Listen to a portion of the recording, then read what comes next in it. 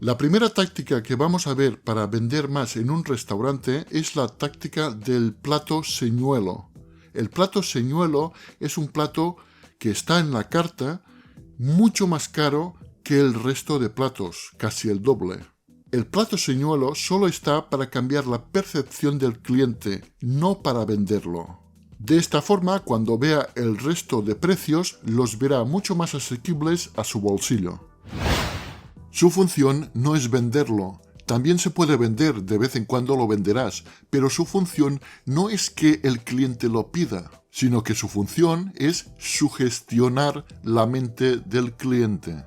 Después de que el cliente vea el plato señuelo, va a estar sugestionado a ver los demás platos mucho más asequibles a su bolsillo, por lo que va a pedir con muchos menos miramientos cualquier otro plato que haya en esa carta, porque sencillamente son mucho más asequibles al bolsillo.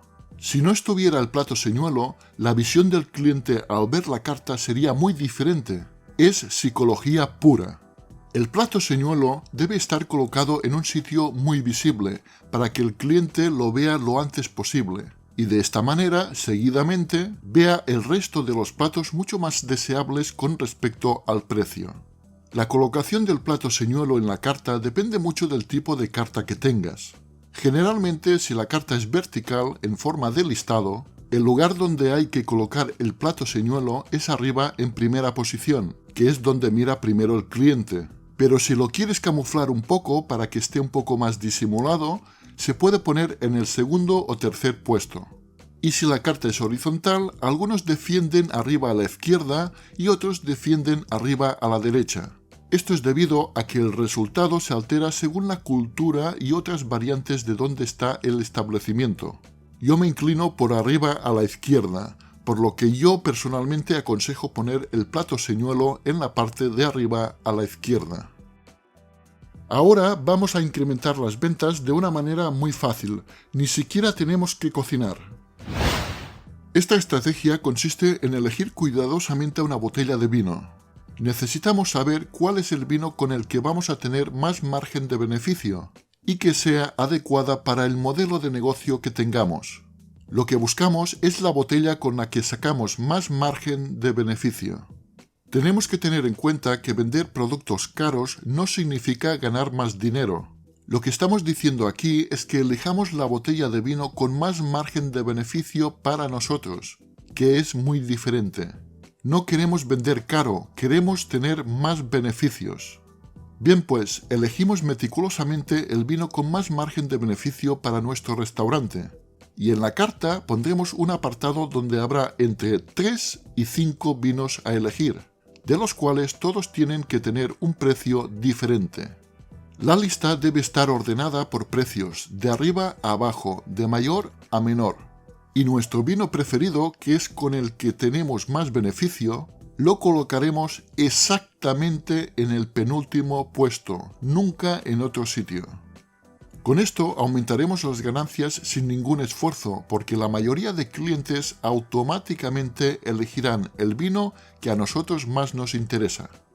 La razón es que la mayoría de clientes no van a elegir los vinos que están más arriba porque su precio es más elevado, y tampoco van a elegir el vino más barato para no sentirse mal con los otros acompañantes de la mesa ni con el camarero que le está tomando nota.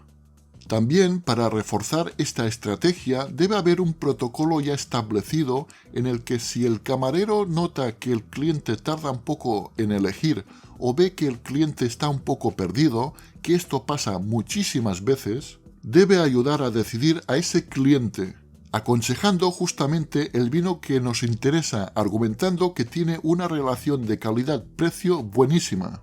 Que además es totalmente cierto, porque lo hemos estudiado con antelación, no estamos engañando a nadie. El cliente no se lo va a pensar dos veces, porque va a elegir con los ojos cerrados el que nosotros queramos que elija. De esta manera tendremos un aumento de beneficios que a final de año pueden ser muy significativos, y teniendo exactamente el mismo volumen de trabajo, simplemente implementando una estrategia correcta de venta de vinos. Bueno, pues en la siguiente táctica vamos a hablar del plato antojo. El plato antojo es un plato ya elaborado que se puede ver y tocar, que está cocinado y montado en el plato y que se pone disimuladamente a la vista de los clientes. Esto debe hacerse antes de que los clientes hagan el pedido, mientras están mirando la carta o incluso antes de que puedan acceder a leer la carta. Por supuesto, ese plato no es un plato cualquiera. Es un plato que hemos estudiado meticulosamente con anterioridad y que tiene unas condiciones muy especiales.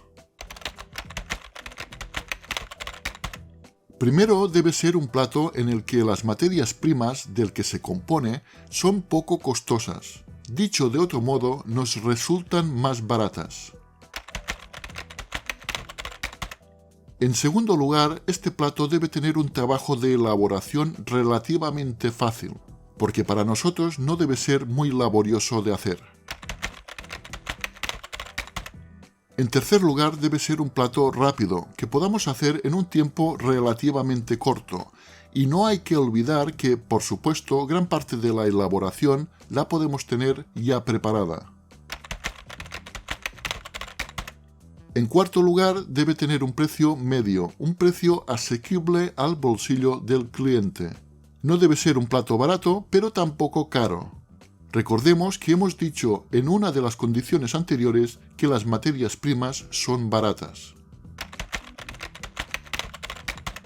En quinto lugar, el plato debe estar montado de forma atractiva, sin ponerlo de cualquier manera. Y en sexto y último lugar, el margen de beneficio para nuestro negocio debe ser alto. Vuelvo a recordar que hemos dicho anteriormente que las materias primas no son costosas. Una vez hayamos estudiado y elegido el plato y queramos poner en práctica esta estrategia de venta, tenemos que exponerlo disimuladamente delante del cliente antes de que hagan la orden de pedido. Nuestra misión es antojar al cliente con ese plato que es precisamente el que más nos interesa vender. ¿Y cómo lo podemos exponer al cliente disimuladamente? Bueno, podemos dejarlo momentáneamente en una mesa cercana a los clientes que queremos antojar, como si lo dejáramos un momento allí para ir a buscar algo antes de llevar ese plato a su destino. O podemos pasar con un carrito de ruedas con el plato dejándolo un par de minutos a la vista de los clientes, o usar cualquier pretexto que se te ocurra. Esto ya depende de cómo es físicamente el establecimiento. La clave de todo esto es que los clientes vean el plato antes de dar la orden de pedido. Te aseguro que un porcentaje importante de clientes van a pedir ese plato. Yo esta estrategia la he practicado en algún restaurante que asesoraba y con mis propios ojos he visto que funciona bastante bien. Un porcentaje bastante alto de clientes preguntan por ese plato y finalmente piden uno igual. En esta ocasión, si lo creemos conveniente para nuestro restaurante y encaja con nuestro modelo de negocio, todos los platos van a tener dos versiones, la versión grande y la versión pequeña. No estamos hablando de que la versión pequeña sea mucho más pequeña y la versión grande sea una XXL super grande. No. Simplemente la versión grande es un poco más grande de una ración normal y la pequeña es un poco más pequeña, nada más. La gran mayoría de clientes elegirán la grande porque la versión pequeña es proporcionalmente más cara y además cuando el cliente pide, normalmente prefiere un poco más que un poco menos. También el precio del grande solo es un poco más elevado que una ración normal, además de que el precio está justificado porque hay más cantidad.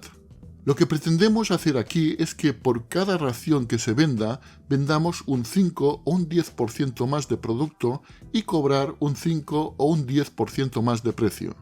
Pongamos que un plato de ración normal tiene un precio de 10 euros. Pongo números fáciles para hacer los cálculos rápido. La versión que es un poco más grande podríamos ponerla a unos 11 o 12 euros. El precio es proporcionalmente el mismo. El cliente no sale perdiendo ni tiene una mala sensación, pero nosotros conseguimos vender más, por lo que a final de año significa un incremento importante en caja. Por decirlo llanamente, es como si hubiéramos vendido un 5% más de raciones durante todo el año. Y todo solamente porque hemos inducido al cliente a consumir más cantidad. La siguiente táctica es la táctica de las tarjetas regalo. Las tarjetas regalo son unas tarjetas que nosotros tenemos que crear para que el cliente las pueda comprar y regalar una cena a familiares o amigos. Es un regalo muy original, por ejemplo para un cumpleaños o cualquier otro motivo. Solo hay que imprimir unas tarjetas y meterlas dentro de unos sobres bonitos. Incluso se puede poner un lazo para adornar para que la persona que nos compra esta tarjeta pueda darla con una cierta elegancia al receptor del regalo.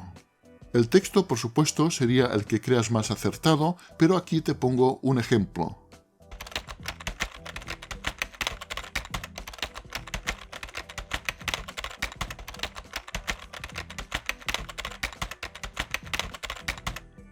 Nos complace comunicarle que dispone de una cena reservada en nuestro restaurante Mar y Playa para 2 personas, valorado en 120 euros.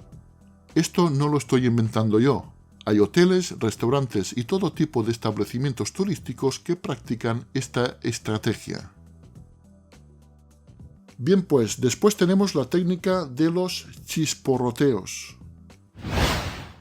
La técnica de los chisporroteos es grabar el sonido que hace la cocina cuando se está friendo o salteando algo. Es ideal para modelos de negocio informales, como por ejemplo pequeños restaurantes que están cerca de las naves industriales, fábricas y talleres donde trabajan obreros, o donde paran viajeros que están de paso.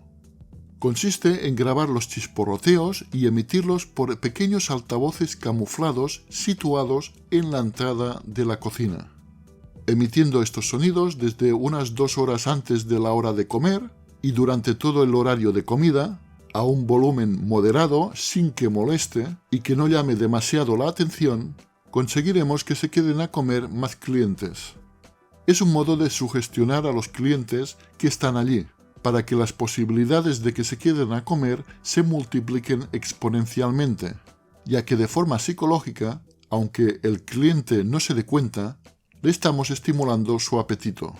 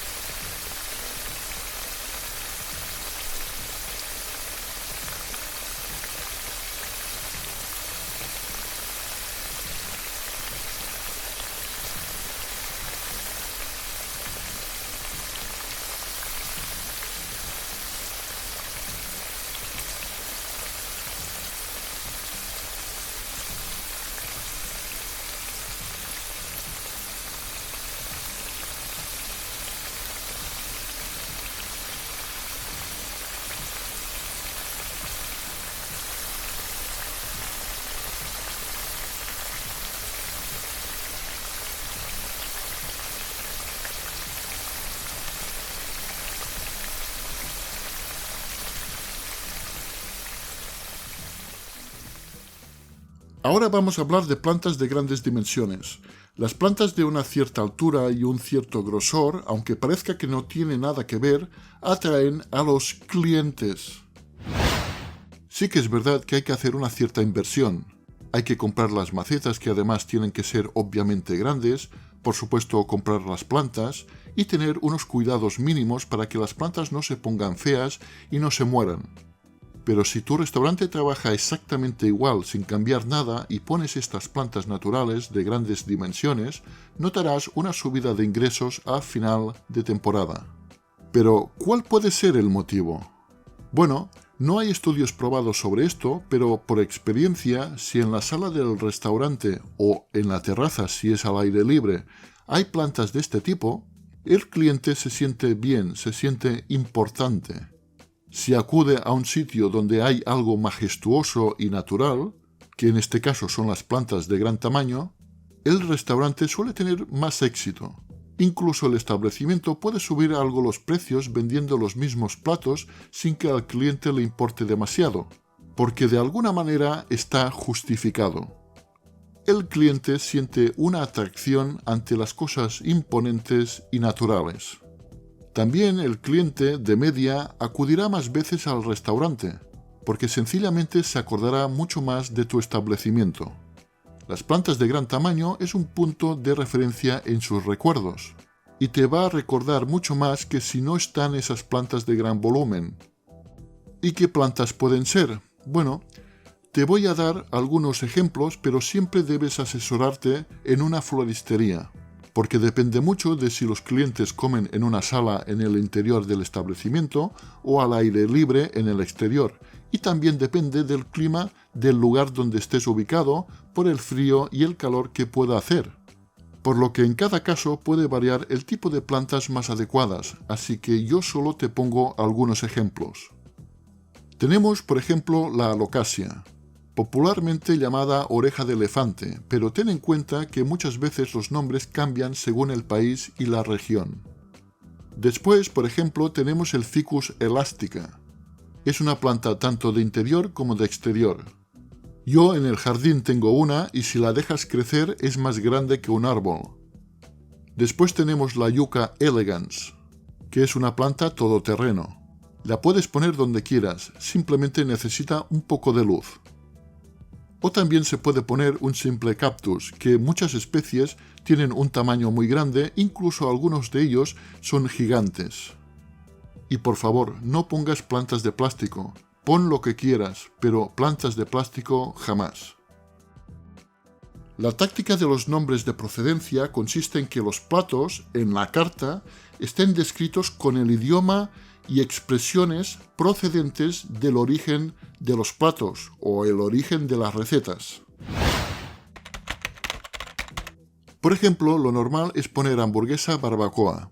Bien, pues nosotros en la carta tenemos que sustituir hamburguesa barbacoa por hamburguesa barbecue. De esta forma sugestionamos que de alguna manera es más auténtica ya que la expresión procede de Estados Unidos. Otro ejemplo para los espaguetis. Debemos sustituir espaguetis o espaguetis hechos al punto por spaghetti al dente, porque su procedencia es italiana. Quieras o no, psicológicamente le da más valor al producto. Otro ejemplo sería el pato confitado. Sustituimos pato confitado por confit de pato. ¿Por qué? Porque su procedencia es francesa. ¿Vas entendiendo esta técnica? También funciona dentro de un mismo país con el mismo idioma. Por ejemplo, en España eliminamos el hecho de poner simplemente pulpo con pimentón y lo sustituimos por pulpo a la gallega. Ya que esta parte de España, Galicia, goza de una excelente tradición gastronómica con relación al pulpo y toda la pesca gallega. Vamos a hablar un poco del mobiliario.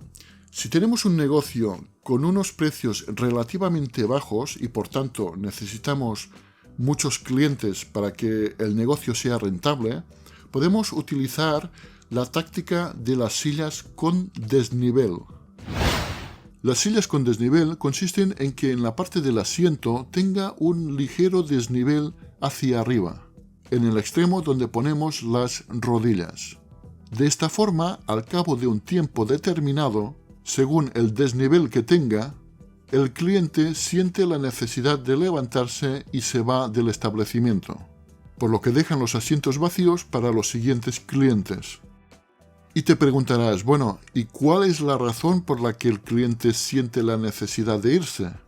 Pues la razón es que con este desnivel que tiene el asiento, la circulación de las piernas no fluye con normalidad, por lo que las ganas de levantarse van a ser mucho antes que en un asiento normal, aunque el cliente no se dé cuenta. Aquí muestro cómo una franquicia muy conocida usa esta técnica en las sillas. Hice este vídeo poniendo una silla paralela a la otra, pero en sentido contrario. Donde yo pongo las rodillas, la otra silla tiene el respaldo. Y donde yo tengo el respaldo, la otra silla es donde van las rodillas. De esta manera se puede ver claramente. ¿Ves ahora el desnivel? Si alguna vez vas a un restaurante de comida rápida y no tienes ganas de quedarte a hablar un rato con tus amigos después de comerte una hamburguesa, ya sabes cuál puede ser el motivo. No usan solamente esta técnica, practican muchas otras. Pero bueno, esto ya es otro tema para otro día.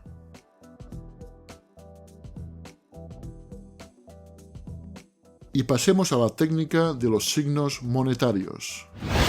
La técnica de los signos monetarios es no poner los signos monetarios en los precios.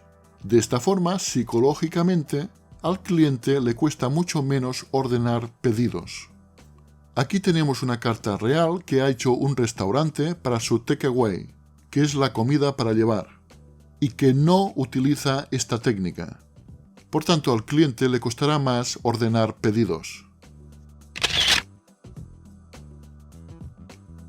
Y aquí tenemos otra carta también totalmente real. En este caso es un restaurante chino para el delivery, es decir, para hacer pedidos desde casa, que utiliza correctamente esta técnica. Con lo que, de manera inconsciente para sus clientes, este restaurante está sugestionando para que ordenen más pedidos o sean pedidos más costosos económicamente. Observa cómo de manera muy inteligente el signo monetario solo lo pone arriba, por lo que usa esta técnica sin engañar a nadie. Queda claro que las cifras son el precio, sin necesidad de poner el signo monetario en cada uno de ellos. Otra táctica muy efectiva es la de tener relaciones públicas. Los restaurantes que se preocupan por utilizar técnicas de venta y no esperar a que le lleguen los clientes por arte de magia, usan, entre otros métodos, la táctica de relaciones públicas. La táctica de relaciones públicas consiste en contratar a una persona que no trabaja dentro del restaurante o del negocio gastronómico que sea, sino que trabaja fuera del establecimiento, en la calle. Es una persona que hace correr la voz, normalmente en la ciudad donde se encuentra el establecimiento, para dar a conocer el restaurante. No suele decir para quién trabaja, para no ahuyentar a las personas con las que habla. Lo que hace disimuladamente es buscar, incitar y sugerir a potenciales clientes que tienen el perfil del cliente ideal para el establecimiento que promociona. Además, normalmente también suele manejar las redes sociales del establecimiento. Dicho de una manera mucho más llana, para que nos entendamos todos, lo que hace es convencer a gente para que acudan al restaurante. ¿Nunca te ha hablado bien de un restaurante una persona que no hacía mucho tiempo que conocías? Si te ha pasado, probablemente era en relaciones públicas usando técnicas de venta sin que te dieras cuenta. Pero cuidado, porque cualquier persona no puede ser un buen relaciones públicas. El perfil de estas personas es el siguiente.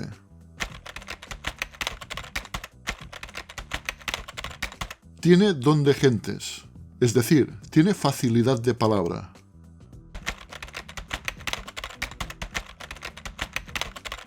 Es una persona discreta, educada y amable.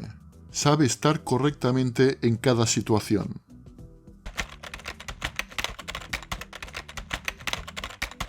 Tiene muchos contactos, conoce a mucha gente.